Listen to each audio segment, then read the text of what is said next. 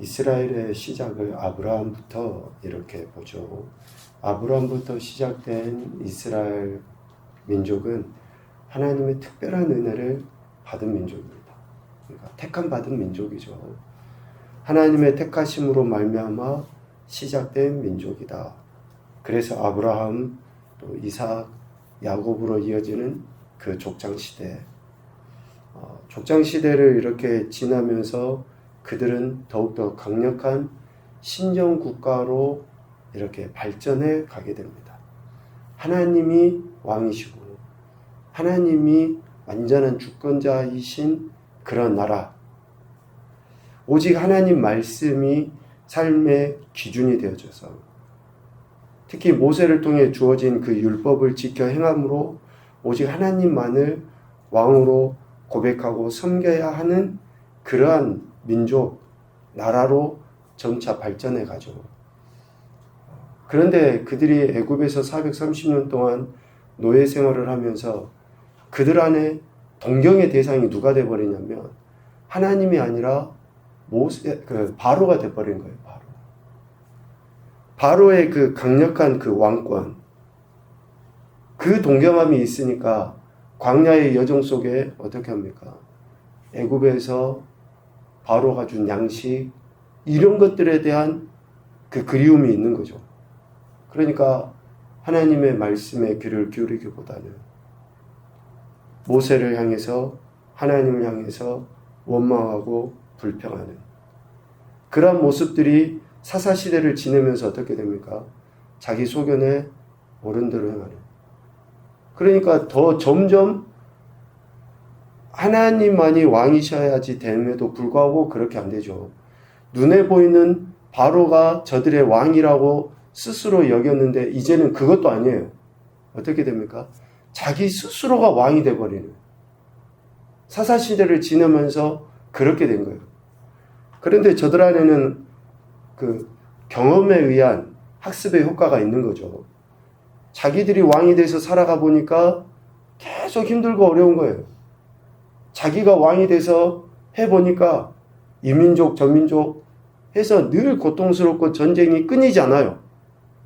그러니 세상의 왕과 같은 왕을 세워서 우리를 대신하여 싸워줄 자가 필요하다라고 하면서 왕을 요구하게 됩니다.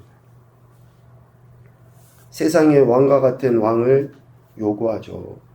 사무엘상 8장에 보면 그 내용이 정확하게 이렇게 기록되어 있는데요. 세상의 왕은 백성으로 하여금 군사와 종을 삼고 밭과 포도원과 감람원의 제일 좋은 것에 11조를 거두어서 자기와 자기 관리 또 신하에게 주어서 그것들로 먹고 마시고 또 관리하게 하고 양떼의 좋은 것들의 10분의 1을 거두어서 자기 것으로 취하게 된다. 그러니까 세상의 왕은 백성들에게 이롭게 하기 위함이 아니고 결국은 자기 자신을 위해서 백성을 노예로 종으로 또 백성의 좋은 것들을 자기의 것으로 삼는 그러한 왕이라고 사무엘 선지자를 통해서 이야기하죠. 그러한 상황 가운데 이스라엘 백성, 그러니까 왕을 요구했던 백성들은 왕으로 말미암아 고통을 당하게 돼요.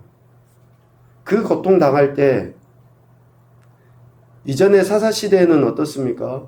자기들이 왕이 돼서 그러한 고통과 어려움을 당하고 처하게 되면 하나님께 부르짖었잖아요. 그러면 하나님이 또 불쌍히 여기셔서 사사를 보내셔서 문제를 해결해 주시고 어려움에서 전쟁에서 또 해결받게 하셨거든요. 그런데 세상의 왕과 같은 왕을 요구하고 왕이 세워진 이후에는 그들이 세상의 왕과 같은 왕을 섬기고 난 이후에는 아무리 고통스러운 일이 생겨서 하나님 앞에 부르짖어도 하나님이 듣지 않으시겠다라고 분명하게 말씀하셔요. 사무엘상 8장 18절 말씀을 보면 그날에 너희는 너희가 택한 왕으로 말미암아 부르짖되 그날에 여호와께서 너희에게 응답하지 아니하시리라 하니 라고 분명하게 이야기합니다. 그러니까 그나마 기회는 언제 있냐면요. 내가 교만해서 내가 왕인 것처럼 그렇게 살아가고 있는 그 자체가 어쩌면 그나마 기회예요. 나와 같은 사람들이 2명, 3명, 10명, 100명 모여갖고 귀 앞에서 세상의 법대로 완전히 살아가 버리면 기회가 없다고요. 아무리 그때는 부르짖어도 하나님이 듣지 않으신다는.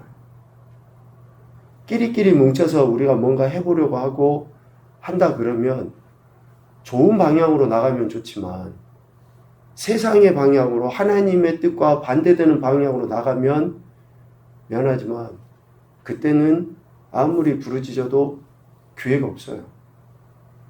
그래서 할 수 있으면 믿음의 사람들과 할 수 있으면 믿음의 이야기를 나누고 할 수 있으면 정말 선을 위한 그러한 마음을 나누는 것이 우리의 죄 가운데서 벗어나고 우리가 고통당할 때 부르짖어 하나님의 응답을 경험하게 되는 것이죠. 이러한 하나님의 경고의 메시지가 있음에도 불구하고 이스라엘은 자신들에게 왕이 있어야 한다.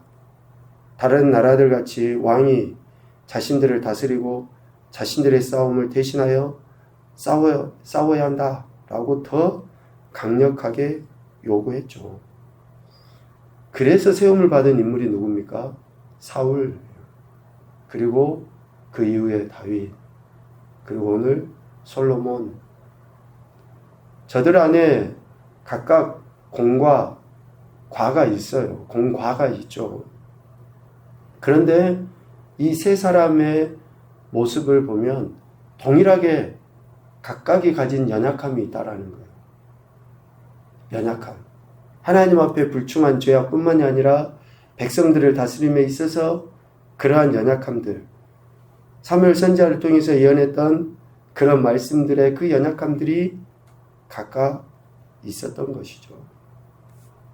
그래서 하나님 말씀을 기준 삼고 하나님이 우리의 왕 되심을 순종하며 살아가는 것만큼 우리 인생에게 최고의 평안, 평강은 없습니다. 그런데 사람들은 자기가 스스로 높아지려고 하는 처음에 사탄이 줬던 그 교만함의 뿌리가 계속 이어져 가요. 그러니 스스로 고통당하고 공동체를 어렵게 만들고 또 문제를 더 크게 야기시키는 그런 결과들을 갖게 되는 것이죠. 다윗의 그러한 연약함으로 인해서 적을 뒀던 사람들이 나타나죠. 그 대표적인 사람들이 2장에 나왔던 인물들 아닙니까? 아비아달, 그리고 또 요압, 시므이, 이런 사람들이 다윗의 그 연약함으로 인해서 다윗과 적대관계에 있었던 사람들이에요. 다윗이 밧세바를 범하지 않았다면, 다윗이 또 자신의 정욕대로 그러한 일들을 하지 않았다면 여러 가지 그런 상황들 가운데 있었겠죠. 그러니까 이러한 인간의 연약함으로 인해서 문제가 발생하게 되는데, 솔로몬은 왕이 된 이후에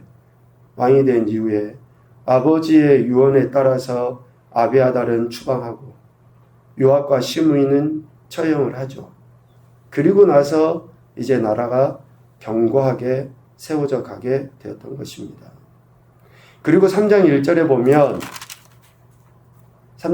보면 솔로몬이 애굽의 왕 바로와 더불어 혼인관계를 맺었다. 그러니까 바로의 딸을 아내로 맞이하여 정략적인 그런 결혼을 하게 됩니다. 내부적으로는 아비아달이나 요압과 시므이 같은 그런 사람들을 이렇게 처리를 하고, 또 외부적으로는 정략 결혼을 통해 나라를 더 견고하게 이렇게 세워 갔던 것이죠. 그러면서 우리가 솔로몬을 통해 도전받았던 게 뭡니까? 3장 2절 이하에 나온 하나님께 듣는 마음을 구했던 그 솔로몬의 모습. 왕으로서 하나님을 경외한다라고 표현하는 그 솔로몬의 모습이 3장에 잘 기록되어 있습니다. 특별히 3장 9절에 그렇게 이야기하죠. 듣는 마음을 종에게 주사 주의 백성을 재판하여 선악을 분별하게 하옵소서. 아버지 다윗 그리고 또 그 더 선대왕이었던 사울의 그 과의 모습을 보면서 솔로몬은 이렇게 하나님의 지혜를 구하는 게 아닌가라는 그런 생각을 해보게 되는데요. 하나님의 대리자로서 하나님의 왕되심을 인정하고 고백하는 거죠. 주의 백성을 재판하여. 이러한 솔로몬의 태도에 대해 하나님께서 3장 10절에 마음에 들어 하십니다. 하나님의 마음에 들어서 3장 13절에 그가 구하지 아니한 부귀와 영광도 주시고 평생의 왕들 중에 솔로몬 같은 자가 없을 것이라고 하는 그런 축복의 말씀을 하나님이 베풀어 주시죠. 그러니까 참 우리 인간의 그 어리석음을 벗어나서 하나님의 지혜를 구하고 지혜대로 즉 하나님의 말씀대로 하나님의 관점대로 삶을 보는 것이 얼마나 우리 영과 육에 유익한가라는 것을 단적으로 보여주죠. 그리고 나서 오늘 4장에 들어서 솔로몬이 나라를 실질적으로 자신과 함께 독단적으로가 아니라 함께 나라를 세워갈 인물들을 세우는 내용이 오늘 우리가 읽은 19절까지의 내용입니다. 왕을 도와서 함께할 인물들을 세우죠. 이스라엘을 잘 다스리기 위해 각 분야의 일꾼들을 세웁니다. 어떤 사람은 제사장, 어떤 사람은 서기관, 또 사관, 이렇게 각각의 직분자를 세워서 하나님께서 맡기신 주의 백성을 어떻게 지혜롭게 잘 관리를 할 것인지 힘을 모으는 것이죠. 신실한 사람들과 함께 주의 백성들을 다스려 하나님 나라를 이루어가려 했다라는 것이죠. 그리고 7절부터 19절까지는 12장관을 세워서 왕과 왕실의 필요를 공급하게 합니다. 이 부분을 좀 우리가 주목해서 볼 필요가 있는데요. 12장관을 세워서 한 일이 뭡니까? 왕과 왕실의 필요를 위해서 12장관을 세운 거예요. 그러니까 사무엘상 8장에 세상에 왕과 같은 왕이 세워져서 했던 주된 일이 뭐였어요? 백성을 종으로 노예로 삼고 그 백성들이 가지고 있는 좋은 것들을 걷어다가 왕과 신하들의 삶에 필요한 것들을 채우게 했어요. 지금 솔로몬이 왕이 돼서 하는 12장관을 세워서 1년에 각 달마다 이 사람들로 인해 왕과 왕실의 필요를 공급하게 하는 그 일을 감당하겠다. 그러니 솔로몬이라 할지라도 세상의 왕과 같은 왕으로 군림할 수밖에 없는 것을 이야기합니다. 아무리 지혜를 구해서 주의 백성을 제가 잘 다스려 보겠습니다.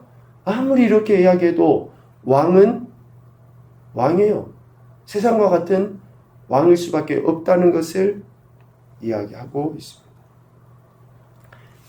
그런데 11절과 15절에 어떤 인물이 나오냐면요. 벤 아비나답이라는 인물과 15절에 아히마스라는 인물이 나와요. 12장관 중에 각각의 6개월에 한 명, 또 6개월에 한 명을 벤 아비나답과 아히마스를 세우는데 이 사람들은 누구예요? 솔로몬의 사위예요, 사위. 자기 딸들을 남편을 장관으로 세워요. 이 부분은 어떻습니까? 그냥 모든 백성들을 믿고 그렇게 하겠다라는 의미가 아니에요. 인간적으로 보면 지혜롭게 했다라고 말을 들으려는지 모르지만 자기의 핏줄, 자기의 사위를 그렇게 세움으로 그 가족을 세움으로 어때요? 그 역시도 6명 중에 1명, 6명 중에 1명으로 또 그 장관들을 관리하게끔 하는 그런 행태가 나옵니다. 왜? 왕실과 왕의 살림살이에 구멍이 생기면 안 되니까. 조금이라도 불편함이 생기고 해서는 안 되니까 또 그렇게 가족을 통해서 정권을 안정화시키고 했던 그러한 인간적인 모습을 또 보게 되는 것이죠. 사람의 실력과 능력에 따라 적절하게 책임을 배분한 것도 있지만 가족을 통해 정권을 지키려 했던 그런 솔로몬의 모습도 보게 됩니다.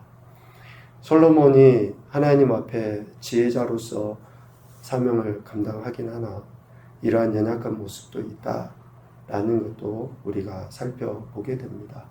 세상의 왕과 같은 왕을 요구할 게 아니라 하나님만이 나의 왕이십니다라고 고백하는 그런 겸손함이 결국 우리를 살게 하고 우리의 영혼육에 참된 것들로 충족시켜주며 안정과 평안을 누리게 한다라는 것을 다시금 깨닫게 됩니다.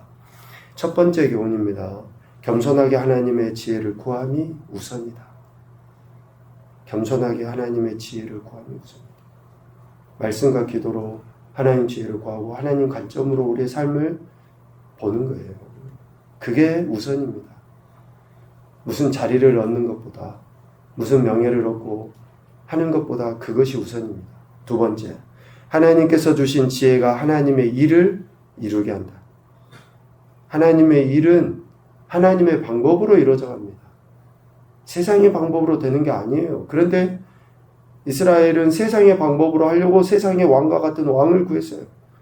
그러니 얼마나 더 고통스러운 일이 생깁니까? 그래 왔잖아요. 하나님의 일은 하나님께서 주신 지혜로 이루어집니다. 세 번째, 믿음의 동력자의 자리와 사역을 인정함도 지혜다. 믿음의 동력자의 자리, 사역을 인정함도 지혜예요.